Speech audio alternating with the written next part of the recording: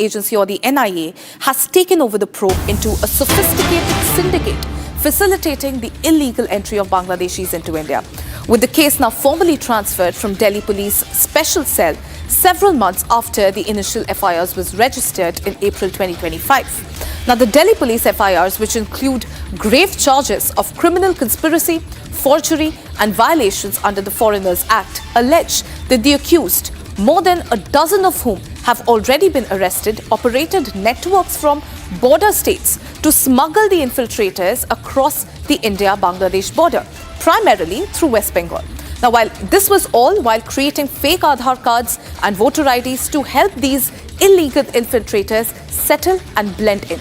Now, the NIA is set to investigate the entire syndicate, including its money trail and cross-border linkages, and is also likely to register a fresh FIR into the probe. And they are set to probe the larger conspiracy behind this illegal infiltration. Now, this development aligns with the Ministry of Home Affairs' ongoing nationwide campaign to identify and deport illegal Bangladeshi immigrants, with around 2,200 such deportations already carried out from Delhi alone in 2025, which is marked by higher than the mere 14 in 2004 and 5 in 2008, while the process, which is supported by the FRRO, continues across the country. All right, joining me live on the phone line is Jatin, my colleague. Jatin, पिछले कुछ दिनों से हमने देखा है, हमने ये बहुत सारे केसेस देखे हैं कि बांग्लादेश से ऐसे घुसपैठियां आते गए हैं भारत में। बहुत सारे केसेस ऐसे सामने आए हैं और अभी जो हमें पता चल रहा है, नेशनल इन्वेस्टिगेशन एजेंसी इस केस पे उतर आई है। किन एग्जैक्ट एस्पेक्ट्स पे ये एजेंसी प्रोब करेगी? हमारे दर्शकों को इस पे थोड़ी जानकारी दीजिए जतिन। बिल्कुल, देखिए, एनआईए को अब ये केस जो है वो ट्रांसफर कर दिया गया है और दिल्ली पुलिस की स्पेशल सेल पहले इसको इन्वेस्टिगेट कर रही थी। स्पेशल सेल ने अप्रैल 2025 में इस पूरे मामले में एफआईआर दर्ज की थी, जिसमें कॉन्स्पिरेसी के एंगल पर स्पेशल सेल इन्वेस्टिगेट कर रही थी। लेकिन अब जब ये मामला एनआईए को ट्रांसफर कर दिया गया है, तो एनआईए अब इस पूरे मामले में बॉर्डर से सटे हुए जितने भी इलाके हैं वहां पर किस तरीके का नेक्सस पनप रहा है और स्पेशल सेल की इन्वेस्टिगेशन में क्या कुछ निकला, उसको आधार बनाकर आगे इन्वेस्टिगेट करेगी। और सबसे महत्वपूर्ण ये कि इस पूरे एंगल में मनी ट्रेल किस तरीके से हो रहा है, पैसा किस तरीके से दिया जा रहा है या लिया जा रहा है, और वो नेक्सस किस तरीके से काम कर रहा है, इसको लेकर एनआईए की इन्वेस्टिगेशन होगी। साफ तौर पर स्पेशल सेल अभी तक 15 लोगों को इस पूरे मामले में गिरफ्तार कर चुकी है। आपको याद होगा कि दिल्ली में जब विधानसभा चुनाव थे, उस समय गृह मंत्रालय की तरफ से भी ये नोटिफिकेशन आया था और बांग्लादेशियों पर कार्रवाई करने की बात की गई थी।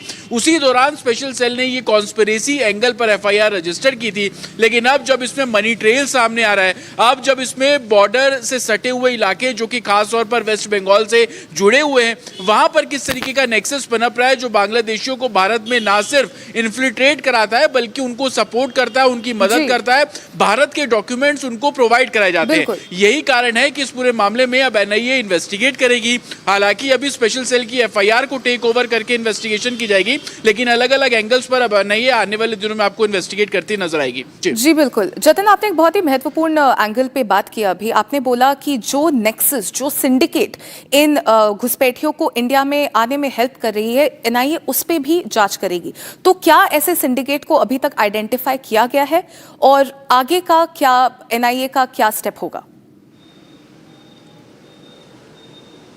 बिल्कुल, देखिए, सेल ने जब इस पूरे मामले में इन्वेस्टिगेशन शुरू की थी तो पश्चिम बंगाल और बॉर्डर से सटे हुए जो इलाके थे वहां से कुछ लोगों को अरेस्ट किया गया था। उन लोगों से पूछताछ में पता लगा कि एक अलग नेक्सस है जो इस तरीके से ऑपरेट करता है। वो नेक्सस बांग्लादेश में भी बैठा हुआ है और वेस्ट बंगाल से बांग्लादेश की सीमा जो अटैच होती है, उन जगहों पर भारत में बैठकर वो इस पूरे नेक्सस को ऑपरेट कर रहा है। इस पूरे मामले में स्पेशल सेल ने अपनी इन्वेस्टिगेशन रिपोर्ट गृह मंत्रालय को भी सौंपी थी और गृह मंत्रालय ने फैसला लिया, क्योंकि ये मामला अब बॉर्डर तक पहुंच गया और बांग्लादेश में बैठे कुछ ऐसे लोग जो कि लगातार भारत में इन्फिल्ट्रेट करने की कोशिश करते हैं, लोगों को भेजते हैं, तो इस मामले की जो इन्वेस्टिगेशन है अब एनआईए को सौंप दी गई है।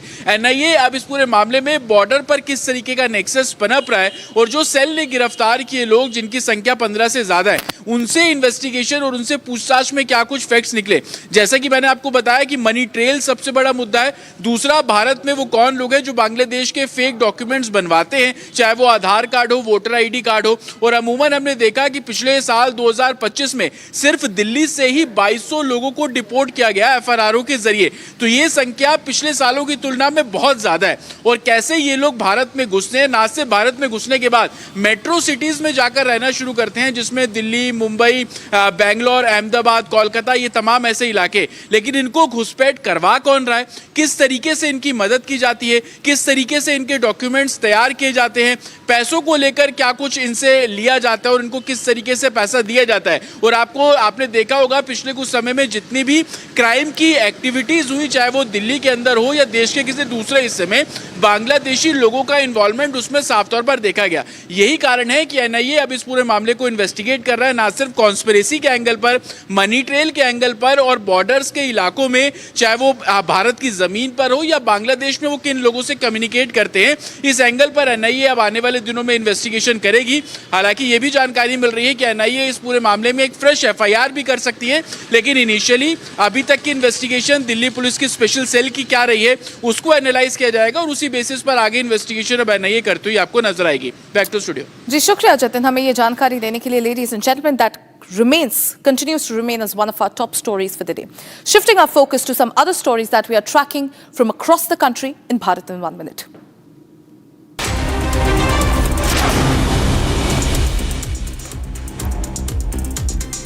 Bengaluru